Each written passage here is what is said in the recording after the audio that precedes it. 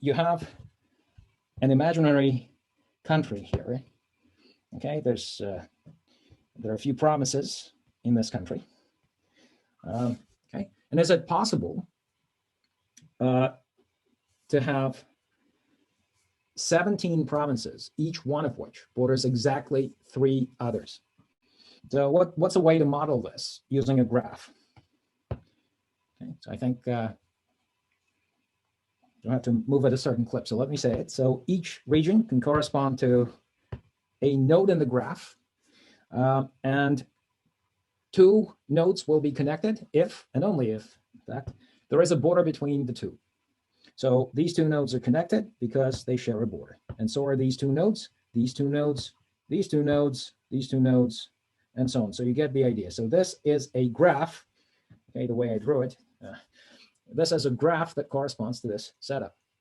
Now, is it possible to have 17 provinces, each one of which borders exactly 3 other regions? So what does this translate to in graph language?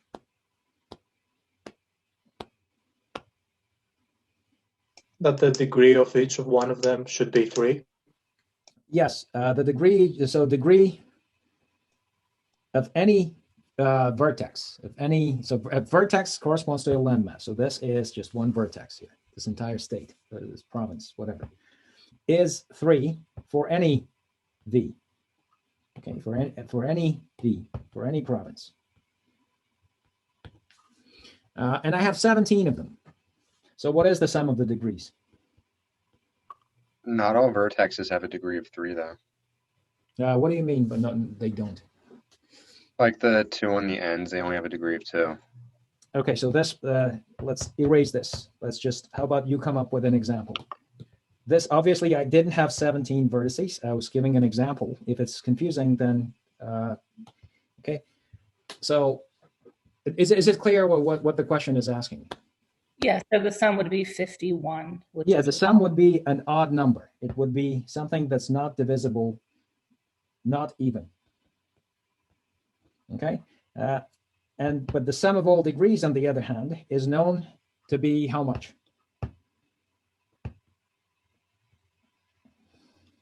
Two times the number of edges. Yes, so it's even. So what we have, what's the contradiction? An even number is equal to a not even number, right?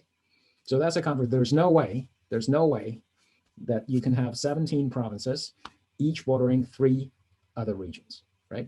There's no way. Okay, all right, let's leave this party alone. So what's K for? Okay, and with the party real quick. So if you have 51 people, there must always be a person who knows an even number of other people, okay? Follows directly from the handshake lemma. So I'll let you think about it. What is a complete graph? These are complete graphs here. A complete graph on n vertices is a graph in which every pair of vertices is connected. How many pairs do I have if I have n vertices? What is the total number of? I'm asking for the number of edges, which, as we talked last time, corresponds to the number of ways of selecting 2 elements out of a set of n elements. Okay. Grabbing 2 from a bag of n, every time I grab a pair, that's an edge between those 2 elements.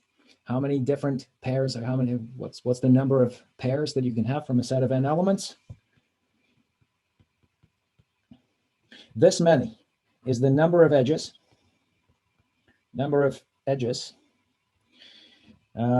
If you have n vertices in a graph. Okay, that's the total number of edges. And if every pair of vertices is connected, then that's the number of edges you're going to have. Okay, is it clear? We have to move on. I'm being a little too fast, so please stop me. So I normally would like to go much slower. Make sense? Okay, so here's another kind of graph. So this is kind of a taxonomy of graphs, kind of. A cycle graph on n vertices is this kind of graph. Okay, so you have 6 vertices here. Okay, V1, V2, V3, V4, V5, V6. V1 to V2 up to the n minus first is connected to the nth, and then the final nth is connected to the first one again. So what this says here just gives a definition of what a cycle graph is. V1 is connected to V2, blah, blah, blah, all the way up to the last vertex, and then the last vertex is connected, the last vertex here is connected to the first one. This is what this says, which closes the cycle. It's called a cycle graph.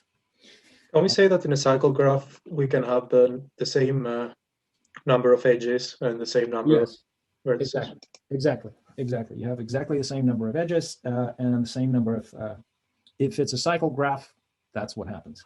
The converse isn't true. You can have a graph with n vertices and n edges that is not a cycle graph. But if it's a cycle graph, definitely, you're correct. This is called a wheel graph. Okay, so the wheel graph, and W6 is actually a graph on 7 vertices. It's cycle on 6. It's a cycle on 6 vertices plus an extra vertex here. That's the 7th vertex. So please don't make this mistake in a quiz. There's always a question, like a one-pointer question, either in like an exam somewhere or some quiz somewhere. In W6, how many vertices are there in a W6? And people say 6. No, it's like 7 vertices, one more. So you have a cycle on 6 vertices plus one more, and then you connect this to everybody else. Okay. By the way, what's the sum of the degrees? Well, maybe that's a straightforward question. So each vertex has degree 2 in a cycle, right? So you have m edges, which is equal to the number of vertices in a cycle graph here. They're the same. The number of edges, this is the number of edges. This is the number of vertices. They're the same number. So twice the number of edges is the sum of all the degrees. Well, I have n vertices, and each one has degree 2. So I'm adding up twice n, which is the same as 2m, because n and m are equal, right? So that makes it, just checks out. It's nothing, it's not a deep observation or anything. It's just mentioning that of course, the handshake lemma holds. N cubes, let me quickly tell you what those are. So consider bit strings of length n. For example, how many bit strings of length 3 are there? What do I mean by a bit string? A bit string is of length n, is a sequence of n placeholders where each placeholder contains either a 0 or a 1. Okay, the placeholders sometimes called bits. Okay, so this is a bit string of length 3. So how many bit strings of length 3 are there? 8. Sorry? 8. Yes, 2 to the third. Exactly. So Q3 has 8 vertices. Each vertex corresponds to a bit string of length 3. And 2 vertices are connected if and only if those bit strings differ exactly in one position. So for example, here, why is this connected to this and not to this or this? Because these 2 bit strings here differ in exactly one position. Okay, then the third position here. The third position is where they differ. The other 2 positions, they are exactly the same. So, and why is there no edge between, let's say, this one and that one? Because these 2 bit strings differ in 3 positions. So there is an edge. There is an edge if and only if those bit strings differ in exactly one position. The way these things are built is as follows. So here's Q1. Okay, the bit strings of length 1, 0 and 1. There are only 2 such things. Bit strings of length 4. You take this 0, 1. You make a replica of it, 0, 1, and then attach to this guy zeros and to these vertices 1s.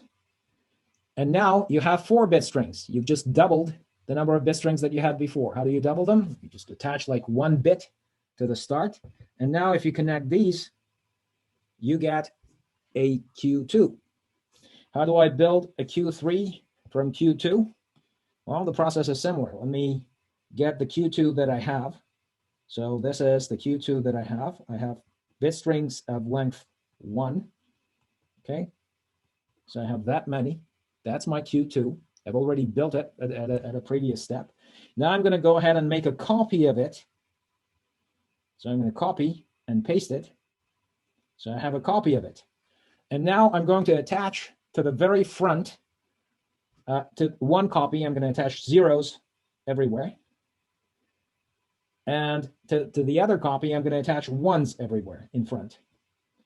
And now I'll definitely have different bit strings in the copies as the vertices. So I'm going to connect the ones that differ here, which is all of them, all 4 of them. So I've built the cube. Now it's somewhat more difficult to imagine this in 4 dimensions, but you can still imagine, of course, you won't be able to see in 4 dimensions, but you can imagine 2, 3-dimensional cubes, enhance those vertices as we just mentioned, adding a 0. So imagine 2 replicas of this cube, and follow this process. Attach to the front zeros to all the vertices of the first cube, to all 8 of them. So we're building bit strings of length 4 now. Okay. To the second cube, to the front, attach ones in front, and then connect as before. So just as this guy can be drawn slightly differently, okay, like this is like this, 1, 1, 1, 0. I can draw it on the plane, like think of it in terms of a projection. Okay, so here's these are all my zeros. And now here I have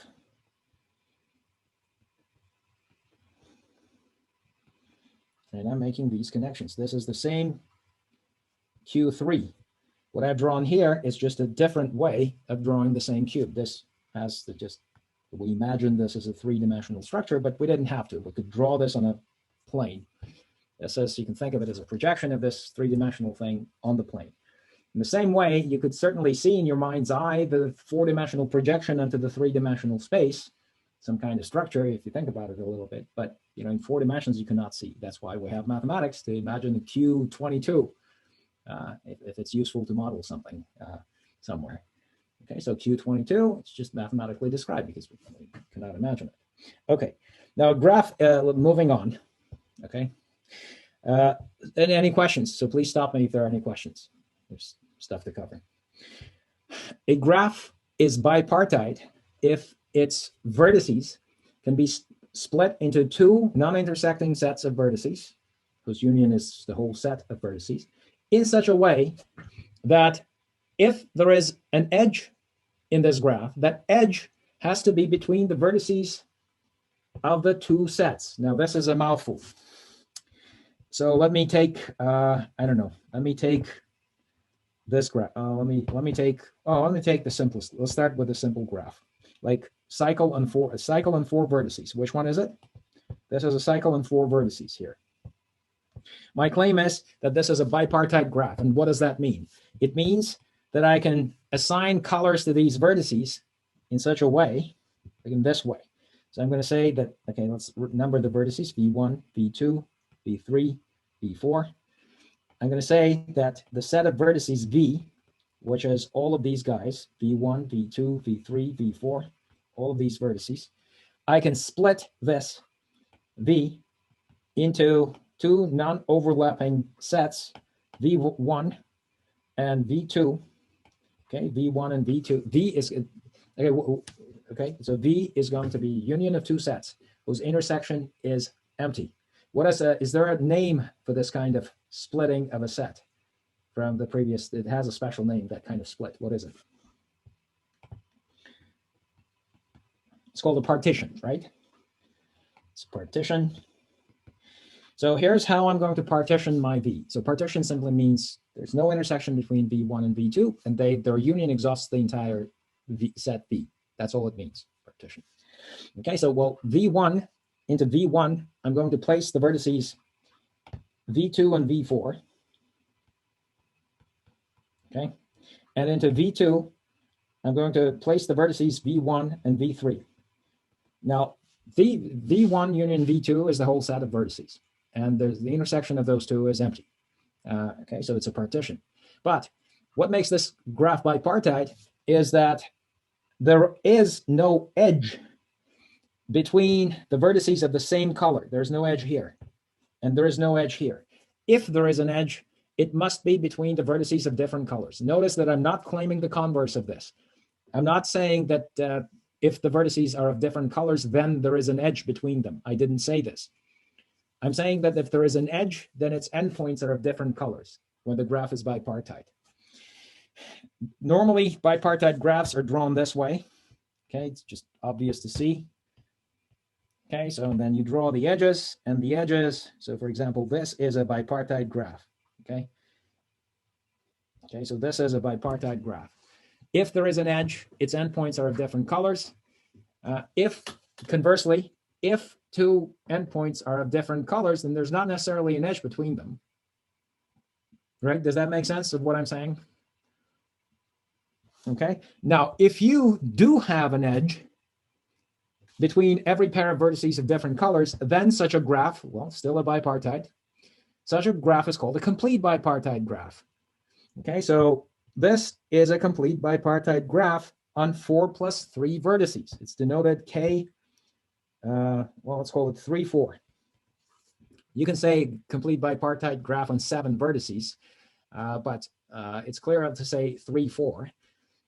Because you're indicating that you have three elements, 3 nodes, 3 vertices in one set and 4 vertices in the other set, and they're all connected. All those vertices of different pairs. You can have another bipartite graph, complete bipartite graph on 7 vertices, where you have 5 in one set and 2 in the other. Okay, that's also complete bipartite graph on 7 vertices, but it's a different one. Okay, with a different number of edges.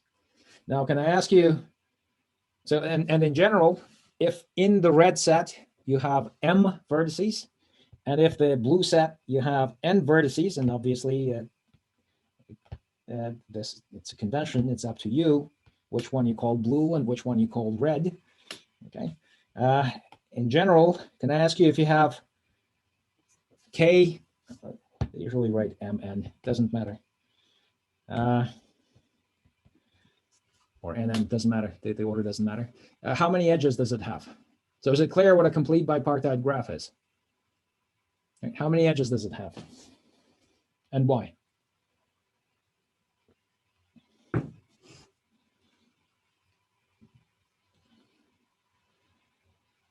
Please let me know while I get lost in my thoughts and start worrying about your recitations. Does it have M times M? Yes. Yeah. Yeah, exactly. So why is that? So yeah, please. Because for every element on one side, it has the other side times that. Yeah, that's exactly right. Then okay, so for you fix any element in the red set, it's connected to n. It's connected to n other vertices. You take the second element in the red set, that is connected to n other elements. You take the third in the red set, that's connected to n others. And in the red set, you have m of them. So m times you're taking n, as you've just argued. That's exactly m times n. So every complete bipartite graph on m and n vertices has m times n edges. That's the conclusion. Okay, real quick. Is this bipartite? We just said it is. Is this graph bipartite? No. Okay, why is that? How about this one, by the way, while we're at it?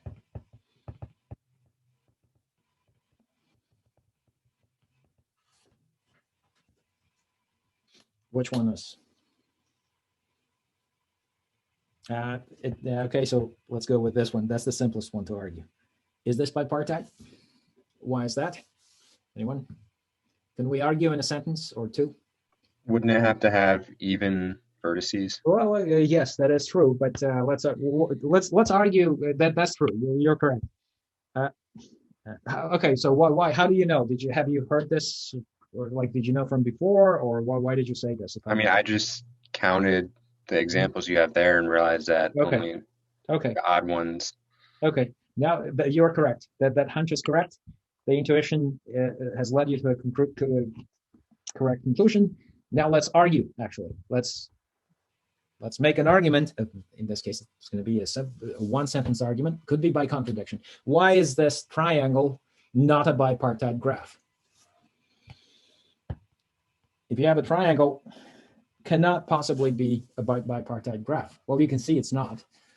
But the way you argue is you try to split it into two groups of vertices. And because it's a small graph, there are only so many ways of splitting it into two groups. How many ways are there of splitting three elements into two groups?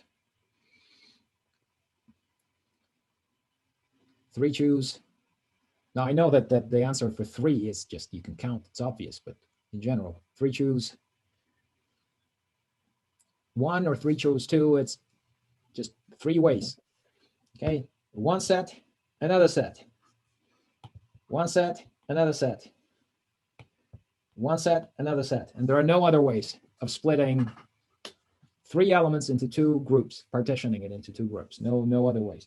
But anyway, if you have three of them, okay, suppose it were possible, they're all connected. Suppose it were possible to split them into two groups in such a way that there is, if there is an edge, then it's between the endpoints of different colors. Well, it's not possible because in one group, you must have, one of the groups, you must have two elements. And because every pair of elements is connected, those two will be connected. So you'll have, no matter how you split, inside here, you're going to have a connection. Okay, so maybe this argument is an overkill. It's correct, but it's an overkill. For a triangle, you can just see it, and you don't want to, that's like somebody to like give this argument to you, right? It's kind of a little bit overkill, I agree.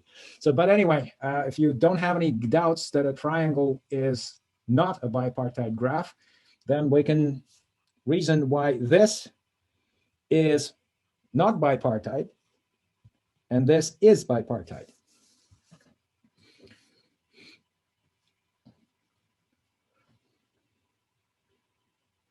Okay, well, the one with an even number of vertices is bipartite because you start here, you can color this with a different color, then you get to use the same color, then you get to use this color, then you get to use this color, and then when you return to the nth vertex, because it's even, the first vertex, which is odd, like you color every odd vertex by a certain color and every even vertex by another color. And because you have even vertices, when you get to the even vertex, it is connected to the odd vertex, which is the first vertex. So they automatically get different colors. But if you have an an odd number of vertices, then that cannot be arranged. If you begin coloring like that, when you get to the odd vertex, it's connected to the first one. And the first vertex is the odd one, and the last vertex is the odd one, and they are connected. Right? So that if you go around coloring like this, then you go like this, then you go like this, then you go like this, then you go like this, and then oops, they're connected. So the two colors went to. Now you may argue maybe there is another way of doing it. So you should cleanly argue that if you have a cycle on 21 vertices, it's not going to be bipartite. To try to argue this. So your goal is in this case to not have any connections, right? Sorry, one more time. So your goal, whenever you're answering bipartite, is to not have any connections. Do not have any connections. What do you mean? Like your goal, like when you're answering questions from a bipartite, to not have those connections, like you had on C5. Mm-hmm. To not have. Okay, so is it clear what a bipartite graph is, right? So this is a typical representation of a bipartite graph. So what I'm trying to do is you see how can you see how you can draw this graph just like that visually? V1, V2, V3, V4, V5, V6. I'm going to place V2, V4, V6 here. And I'm going to place, maybe I should have used the colors. V2, V4, and V6 here. I'm going to take V1, V3, V5 here. Now, every edge that you see, where are the edges? There is an edge between V1 and V2. There is an edge between V2 and V3. There is an edge V3 with V4.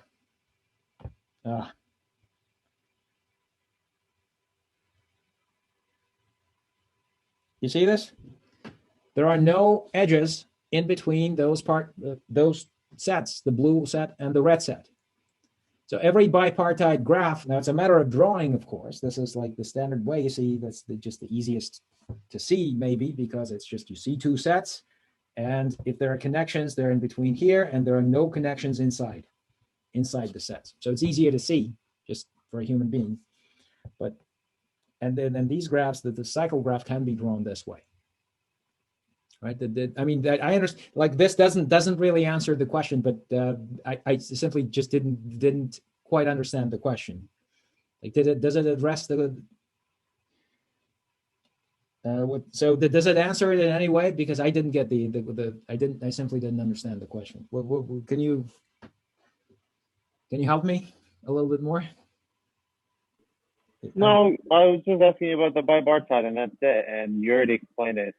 Okay. All right. Okay. Just stop me. Anyone, stop me if it's Okay. So that's it for bipartite graphs, and that's it for our classification of graphs. So what this one is. These graphs are complete bipartite graphs on m plus n vertices, and these are clearly bipartite, right? Do people see this? Because just the way they're drawn, they're clearly. There are no connections in between the subsets of vertices of the same color, right? So this is how I assign the colors. These guys are going to be red, and these guys are going to be blue. And there are no edges within the blue set, and there are no edges within the red set. These are complete bipartite graphs. Okay, so now let's go to our next discussion. Which will have to do with graph representations. Okay. So what is an adjacency list representation of a graph? You have a graph like this. How many people know this stuff already? We'll go, what is an adjacency list representation? Okay, so let me tell you, even if you know, you list the vertices in a column like this, and you look at the graph. Let's look at each vertex one at a time. I'm going to start with vertex A. I'm going to look which vertices is A connected to. It's connected to B, C, and E. So I'm going to list them. I'm going to put them in a list for this vertex. So this vertex has a corresponding list, all the vertices that it's connected to. And I go through every vertex like this. I go to D, look at D, how many vertices is it connected to? Well, it's connected to C and E. So I list C and E here. D is connected to C and E. So that's good. And I do this for every vertex. For example, for C, whose degree is 3, we'll have 3 vertices in its list. So that's clear. An alternative representation of a graph is, there are several, we'll talk about adjacency matrices. An adjacency matrix, let me just tell you what it is because we're running short in time. So here's how you do the adjacency list representation. You can read the definition there on the previous slide. I'm going to list again the vertices, A, B, C, D. A, B, C, D. I'm building a matrix, an adjacency matrix representation. The matrix, if I'm representing a graph on n vertices, it's going to be an n squared matrix. First of all, it's going to be a squared matrix. We'll have another representation using a matrix, which will not be squared, the incidence matrix representation. But this one will be a square matrix always, because I've listed all these vertices here, and I've listed all the vertices there, horizontally. And now I'm building the matrix. Here's the matrix. How do I build the matrix? If it's a simple graph like this, all the entries will be either zeros or ones. There is an entry of 1 at the intersection of the ith row and jth column if the ith vertex is connected to the jth vertex, and that's an if and only if statement. If they're not connected, then there is a 0. So let's start here. Is A connected to A? Well, there are no loops. So here I'm going to have a 0 because A is not connected to A. Is A connected to B? Yes. Is A connected to C? Yes. Is A connected to D? Yes. And by the way, this will end up the symmetric matrix. I will ask you why. So I can immediately fill out this. It's quite quick to fill this out, this adjacency matrix representation. If you do it like once, it's clear. Now I go to the next vertex. Let's go to B. How many vertices is that connected to? It's connected to two others, to A and to C. So I'm going to write down B is connected to A. It's already there. It's connected to C. That's that. Is B connected to B? No. On this diagonal, I'm going to have a bunch of zeros because I have no loops, no self loops on the vertices. No vertex is connected to itself. It's a simple graph. B is connected to D? No. So I put a 0 there. How about C? C is connected to B and A. C is connected to B and it's connected to A. It's not connected to itself. It's not connected to D. And finally, I put a D there. Notice that I didn't look at D when I filled it out. Well, actually did look at D, but every row, the sum of the entries of the rows are the degrees of those vertices. So for example, the D is a pendant vertex here. It has degree 1. And that row for D has just one entry, just 1, 1, and everything else is a 0. So if you sum up these rows, you get the degrees. For example, here, B has degree 2. Well, it's just 2 1s here. One important thing, I'd like to draw your attention to the fact that this representation depends on the order in which I listed the vertices. If I permute the vertices and list them in a different order, like for example, if I list them, I don't know, B, A, D, C, for example, then my matrix will be completely different. This green matrix that I'm going to fill out, so help me fill out this matrix. Well, first of all, on the diagonal, you're always going to have zeros because there are no loops. It will always be the case for a simple graph, and it will be a symmetric matrix if the graph is simple. Is B connected to A? Yes. Is B connected to D? No. Is B connected to C? Yes. So notice that I already see that these matrices are different. A is connected to D and C. Okay, and D is not connected to C. C is not connected to D. So notice that these matrices are completely different. The green and red matrix are different. But you know what my next question is, right? If you have a graph and n vertices, how many different adjacency matrix representations does the graph have? Okay, so I'll let you think about this. You'll see that the answer is, once you see it, it's very simple. Okay, so here are those adjacency matrices here for these two graphs. And the point to take away from this is that it depends on the ordering of the vertices. There's more we want to say about this. Now, if you have a multigraph, in this case, you have a pseudograph, you have a loop here. Let's just practice it one more time. Let's just do one more. Let's do A, B, C, D listing of the vertices. Could have used a different listing, but I go with A, B, C, D. I don't know, maybe because it's alphabetical. Could have used a completely different order. Okay, so now in this case, the degree of A is 5. So the rows will sum up to the degrees as usual, but the entries, so A is connected to B and I have 3 edges between them. So I put a 3 there. A is connected to D and I have 2 edges, and it's not connected to anybody else. Okay, again, this is going to be a symmetric matrix. So this, although it's not a simple graph, will still be a symmetric matrix. In fact, undirected graphs will have symmetric matrices, adjacency matrices. B does not have a loop, and B is connected to C 1 time, and it's connected to D 1 time. Okay, C has a self loop, so it goes, self loop is accounted for once in this example. So loop counts as 1. Okay, so that's, I mean, you may argue, oh, I should 3. It goes out, goes in the same, like, I don't know, how does that work? Well, it counts as 1. Okay. So C is connected to D, well, 2 times, and D does not have a self loop. So that's it. That's the adjacency matrix representation here of this graph. Okay. All right, so let's go. Let's continue. Let's continue. An incidence matrix representation is different. Now this time the matrix is not square. Okay, so let me just tell you what the incidence matrix representation is without writing it down. It's here. The way this way of representing the graph is as follows. Again, you write down the vertices, let's say in the columns here. So you go V1, V2, V3, V4, V5, and the columns will be headed by the edges. So this is like vertices by edges. It's kind of E1, E2, E3, E4, E5, E6. I have 6 edges here. So you're essentially listing the edges. And then you're looking at every vertex and considering the edges that are emanating from that vertex. Okay, which one of these edges, of these E's, emanate from V1? Well, you have E1 and E2. So that's why I have 1s here. There are no other edges. So we put a zeros there. Notice that this is not a square matrix. It's 5 by 6. So not a square matrix. So let's consider, I don't know, V4. So V4, again, it has E3 and E1 emanating from it.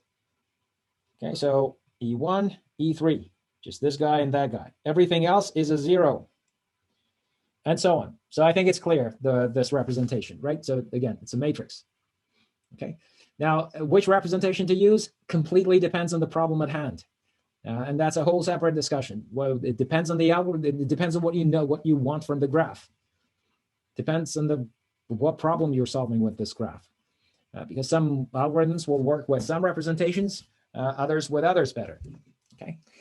There are also memory trade-offs and so on and so forth. Let's talk about those later. Okay, I'll be asking like which one is better. It's kind of a silly question to ask which representation is better. Well, because the answer is it depends. Okay, now what we want to talk about is the sense in which 2 graphs can be considered the same. We have a notion of isomorphism of graphs. Okay, so first of all, let me ask you, what's a bijection? What's a one-to-one correspondence between 2 sets? You have 2 finite sets. Okay. What's a one-to-one correspondence between 2 sets? I'll return to these graphs in a second. That's a function, right? Yeah, it's a function. So I want, first of all, so here's one possible mapping of these guys, A, B, C, to 1, 2. Let's number these 1, 2, 3, and let's use a different color. Like let's go with blue, say. Okay, so 1, 2, 3. So here's a mapping. The mapping is F, okay, that takes these elements A, B, C and maps them to 1, 2, 3. Okay, so that's a one-to-one because distinct elements go to distinct elements and everything is mapped to something. Every element is mapped to something. There's nothing left unmapped to in this image set here in 1, 2, 3. Every element is being mapped to and distinct elements go to distinct elements. Now, of course, there are other mappings. You could think of a different F, okay, where you still have a one-to-one correspondence, but a different one. So here's another one. This one, in this one, you map, let's say, I don't know, this one to this one, this one to this one, and this one to that one. Okay, that's also a one-to-one mapping. My question is, if those sets are finite, these ABC, could be ABC, D, E, F, could have 55 elements there, and 1, 2, 3 could be 1, 2, 3, 4, 5, up to 55. So 2 sets of 55 each. Okay. In general, of n elements in each set, how many different kinds of mappings, one-to-one mappings, are there? That's going to be my question. If you know, let me know. If you're not, I'll ask you again in a second. But there are many of them, right? You should know what the answer is. Does anybody know right away? I'll come back to the question in a minute. Do people see that there are many such mappings, right? The question is, how many are there? Now, what we want to do is we want to answer the question, 2 graphs are the same. So in quotation marks, the same, we want to make that notion precise. What do we mean by the same? Well, first of all, if we're going to call 2 graphs the same, we better have the same number of vertices in the 2 graphs. Okay? So it's difficult to say that these 2 graphs, like this graph and this graph, are the same. They're not the same. Okay? They're not the same. a different number of vertices.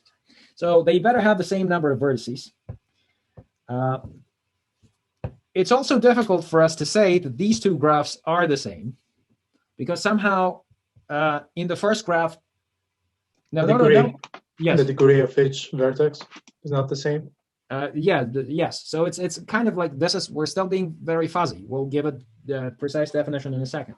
But these are, it's kind of hard to tell. It's kind of hard to say they are the same, right? So although I have 3 vertices in both of them, for me to be able to say that they're the same, at a minimum, I must say that they have the same number of vertices, but I should be able to say more.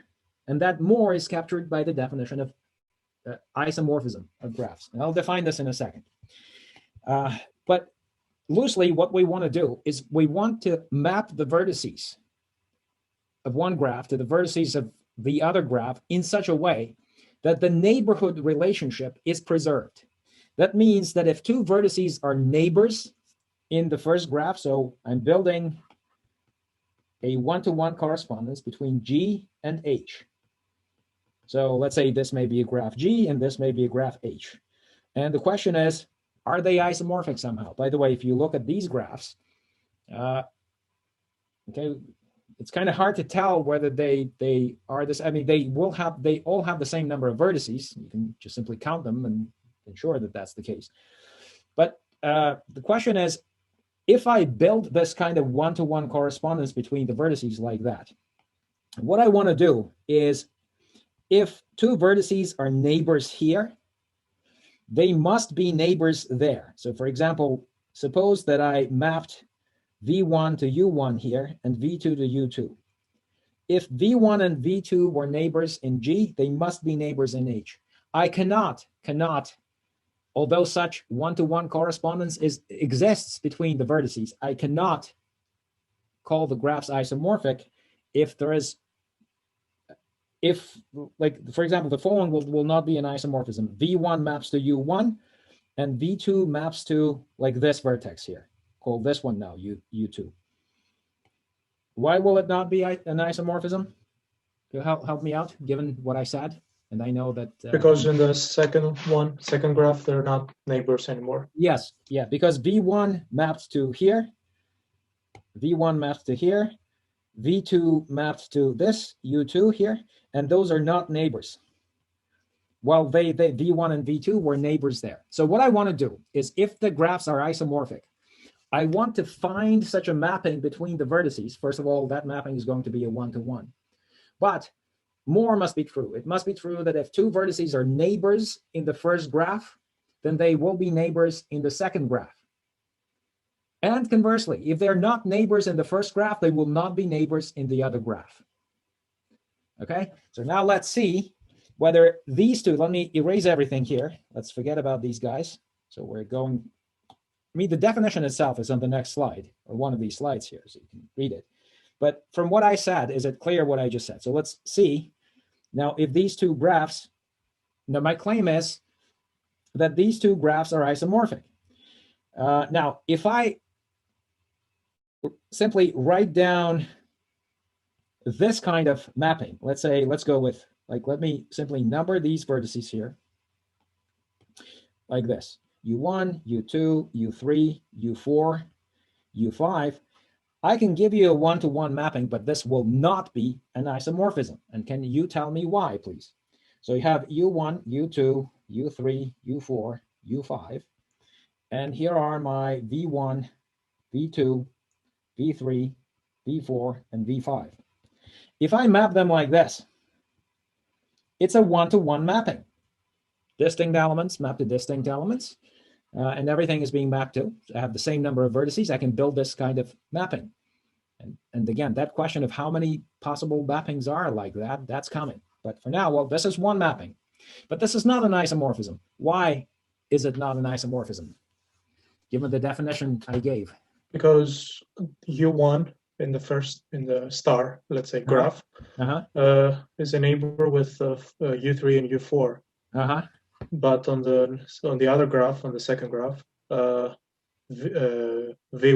if V1 is not a neighbor with V3 and V4. It's a neighbor with V5 and V2 and V5. Okay, so let's argue that that's correct, absolutely correct. It's sufficient to talk about one edge, right? U1, you are correct. What you said is absolutely correct. That's exactly the reason. But U1 is connected to U3, right? U1 maps to V1, and U3 maps to V3. Now, because U1 and U3 are connected, I want my V1 and V3 to also be connected. Are V1 and V3 connected? Anyone? Everyone? They're not. So although this mapping is one-to-one, it's not an isomorphism. But my claim is that this is an isomorphism nevertheless. This is not an isomorphism, this mapping, but these graphs are isomorphic. Why? Because I can find an isomorphism, a different kind of one-to-one mapping, where this adjacency neighbor relationship will be preserved. And here it is. I'm going to, okay, so notice that this is a cycle graph, right? Nobody argues. This is a cycle. Well, the star is also a cycle graph. It's just, you go like this, you end up at the same place. So the way I'm going to build this mapping is like this. Okay, V1 can still go to V1, but the other guys, I'm going to go like this. U1 goes to U3, right? So I'm going to map U3 to V2. Oh, why did I not call these V's? Let's call these V's. That's like that. V2, V3, V4, V5. Okay, so I'm going to map U1 goes to V1. Could have started like anywhere else. Now, U3 is going to go to V2. U5 is going to go to V3. Okay. U2 is going to go to V4. And U4 is going to go to V5. Now, my claim is that this mapping now is an isomorphism. Okay, this is a mapping. Again, it's a one-to-one mapping. This mapping here. Okay, but it's also an isomorphism, right? Because every time you have neighbors here, let's take, I don't know, U5 and U3. They're connected, right? So here's U5 and here's U3. What are they connected to? V2 and V3. Are V2 and V3 neighbors? Yes. So U3 and U5 were mapped to V2 and V3. They're neighbors. And that holds for every pair of neighbors. If a pair is not, if they're not neighbors, let's take, I don't know, U2, U3. They're not neighbors. U2 is not connected to U3. Okay, here's U2, here's U3. Where do they map to? They go to V4 and V2. Are V4 and V2 neighbors? No, they're not neighbors. They're not connected. So two vertices here are connected if and only if their images are connected. And that's an if and only if statement. If they were not connected, they would be mapped to non-connected vertices. That's an isomorphism. Real quick, are these two graphs isomorphic? Are these two, when you're asked to show the two graphs are isomorphic, you're going to write down that function, that mapping. So here, if you go, just it's easy sometimes to see.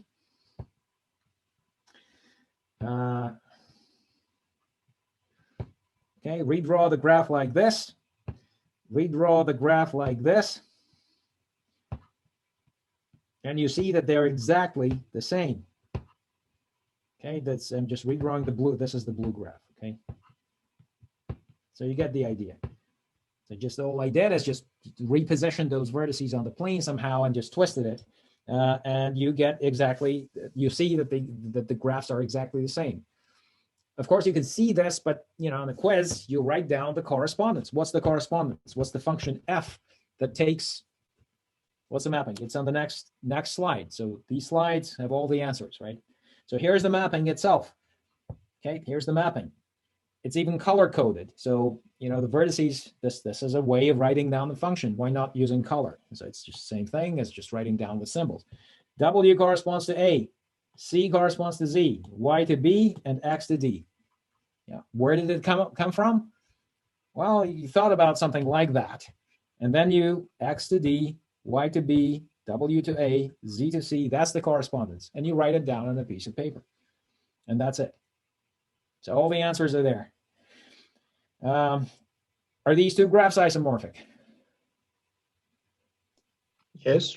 Yes, they are. If you take Yes. each and you twist it like that, untwist it, you'll get exactly a square. It's a cycle graph. It's just even simpler looking than the star. Professor, a Yes. proof to Yeah. that. Is it just to modify the second graph and just No, that's just then just write down the function? yes. So the proof is, here's if you're asked for a proof, you say, well, here's the function. This mapping gives the correspondence that preserves this adjacency. We don't even have to modify the graph to show it You don't clearly. really have to. I mean, this is just an aid to you, right? For me, okay. It's just because we're visual beings. Like if we were different beings, then we would not use this, right? What we care about is just the correspondence itself at the end of the day, just to fit it to the definition. Are these two graphs isomorphic? No, Why not? because it's got those like connectors from like A to D and C. Sorry, one more time. It may be my microphone, It- So it's a. I was saying it's probably the connectors. Okay, so you're correct. The answer is correct, right? They are not isomorphic, but it's a more difficult question than like showing that the graphs are isomorphic.